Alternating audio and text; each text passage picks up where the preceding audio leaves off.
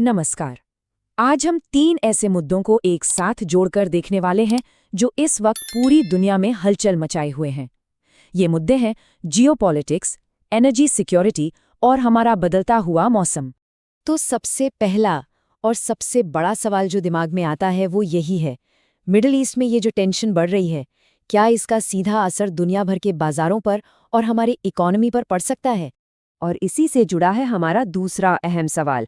हम सब जानते हैं, जब भी मिडिल ईस्ट में तनाव बढ़ता है तो कच्चे तेल के दाम बढ़ने लगते हैं। तो क्या एक बार फिर से तेल की कीमतें आसमान छूने वाली हैं? और तीसरा सवाल हमें सीधे भारत ले आता है। नॉर्थ इंडिया में जो मौसम अचानक से बदला है, क्या ये बस एक आम मौसमी घटना है या फिर इसके पीछे क्लाइमेट चेंज का कोई बड़ा इशारा छिपा है?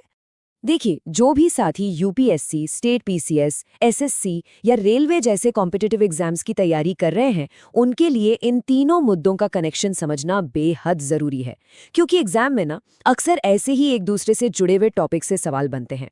तो आज की चर्चा में हम सबसे पहले मिडिल ईस्ट के तनाव को समझेंगे, फिर उसके इकोनॉमिक असर यानी स्ट्रेट ऑफ हॉर्मूज की बात करेंगे, फिर भारत के बदलते मौसम पर आएंगे, इन सब को आपस में जोड़कर एक बड़ी पिक्चर देखेंगे और आखिर में एग्जाम के लिए कुछ खास पॉइंट्स पर फोकस करेंगे। तो चलिए पहले हिस्से से शुरू करते हैं और समझते हैं कि मिडिल ईस्ट में इस ताज़ा तनाव की असली वजह क्या है।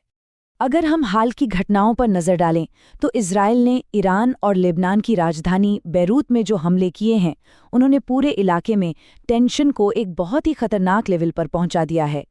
ये हमले इसलिए भी सीरियस हैं क्योंकि ये एक प्रॉक्सी वॉर को एक ओपन वॉर में बदल सकते हैं। अब इस तनाव की जड़ें काफ़ी गहरी हैं। एक तरफ है ईरान, जो एक बड़ी शिया मुस्लिम शक्ति है, और दूसरी तरफ इजराइल, एक यहूदी राष्ट्र। इनके बीच सिर्फ जमीन का नहीं, बल्कि एक बहुत पुराना वैचारिक और रणनीतिक संघर्ष है, जो इस रीजन की जियोपॉलिटिक्स को बहुत ही कॉम्प्लेक्स बना देता है। तो इसका असर क्या हो सकता है? सबसे बड़ा डर तो एक बड़े युद्ध का है, जो पूरे क्षेत्र को अपनी चपेट में ले सकता है। इससे न सिर्फ दुनिया भर में अस्थिरता बढ़ेगी, बल्कि दुनिया की एनर्जी सप्लाई की जो लाइफलाइन है, मतलब तेल की सप्लाई, उसमें बहुत बड़ी रुकावट आ सकती है। अब आते हैं इस तनाव के सीधे इकोनॉमिक पहलू पर। और जब बात अर्थव्यवस्था की हो तो हॉर्मूज जलडमरू मध्य या स्ट्रेट ऑफ हॉर्मूज से ज्यादा महत्वपूर्ण जगह शायद ही दुनिया में कोई हो।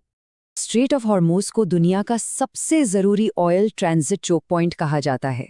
चोक पॉइंट का मतलब होता है एक ऐसा संकरा समुद्री रास्ता जिसे अगर बंद कर दिया जाए तो एक बहुत बड़े समुद्री इलाके का संपर्क ही कट सकता है और वहां से होने वाला सारा ट्रेड ठप हो सकता है। अब जरा इस नंबर पर गौर कीजिए, 20%। ये कोई छोटा मोटा आंकड़ा नहीं है। इसका मतलब ये हुआ कि दुनिया में समंदर के रास्ते जितना भी तेल एक जगह से दूसरी जगह जाता है उसका लगभग 20%, यानी कि हर 5 में से 1 बैरल सिर्फ इसी पतले से रास्ते से होकर गुजरता है। इसे मैप पर समझना और भी आसान होगा। ये स्ट्रेट तेल से भरे पर्शियन गल्फ को खुले अरेबियन सी से जोड़ता है। इसकी लोकेशन देखिए, ईरान और ओमान के ठीक बीच में, जो इसे रणनीतिक तौर पर बहुत ज्यादा सेंसिटिव बनाती है। और इसीलिए इस रास्ते में जरा सी भी रुकावट सीधे सीधे एक ग्लोबल ऑयल क्राइसिस को जन्म दे सकती है। अब सवाल ये है कि इसका भारत पर क्या असर होगा। देखिए, भारत अपनी ज़रूरत का एक बहुत बड़ा हिस्सा मिडिल ईस्ट से ही इंपोर्ट करता है। तेल की कीमतें बढ़ते ही हमारे देश में महंगाई बढ़ जाती है और हमारी नेशनल एनर्जी सिक्योरिटी के लिए एक सीधा खतरा पैदा हो जाता है। मेंस परीक्षा के लिए ये लाइन एक परफेक्ट की टेक अवे है।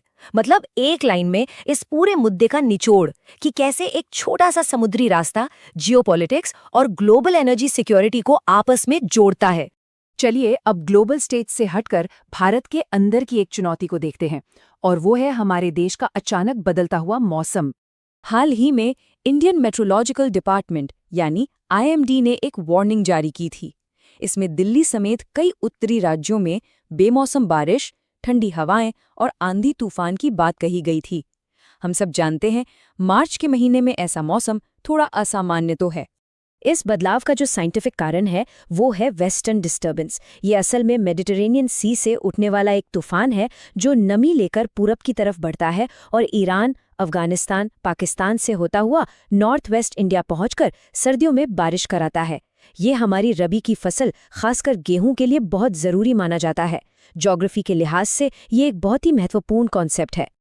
लेकिन मार्च के महीने में इस तरह की ठंड और बारिश होना थोड़ा नॉर्मल नहीं है।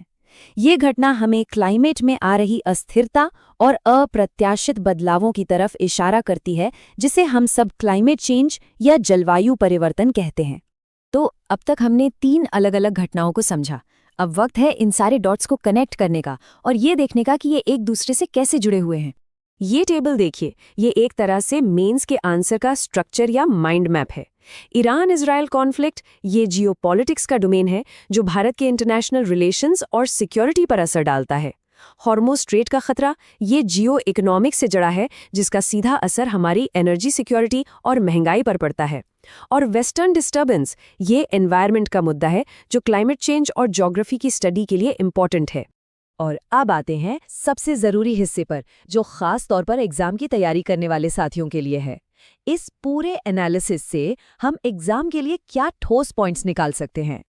देखिए, इन टॉपिक्स से सीधे सीधे सवाल बन सकते हैं, जैसे हॉर्मुज़ स्ट्रेट का स्ट्रेटेजिक इंपॉर्टेंस क्या है, वेस्टर्न डिस्टर्बेंस क्या है और ये भारत के क्लाइमेट को कैसे प्रभावित करते हैं, या फिर मिडिल ईस्ट कॉन्फ्लिक्ट का इंडियन इकोनॉमी पर क्या असर हो सकता है, इसका एनालिसिस करें। और आखिर में एक बड़ा सवाल जिस पर हम सबको सोचना चाहिए। आज की दुनिया में जहां हर चीज एक दूसरे से जुड़ी हुई है, भारत को अपने भविष्य को सुरक्षित रखने के लिए इन कॉम्प्लेक्स जियोपॉलिटिकल और क्लाइमेटिक चुनौतियों के चक्रव्यूह से कैसे निकलना होगा? ये एक ऐसा सवाल है जो न सिर्फ एग्जाम के लिए बल्कि एक देश के तौर पर हमारे भविष्य के लिए भी बहुत मायने रखता है।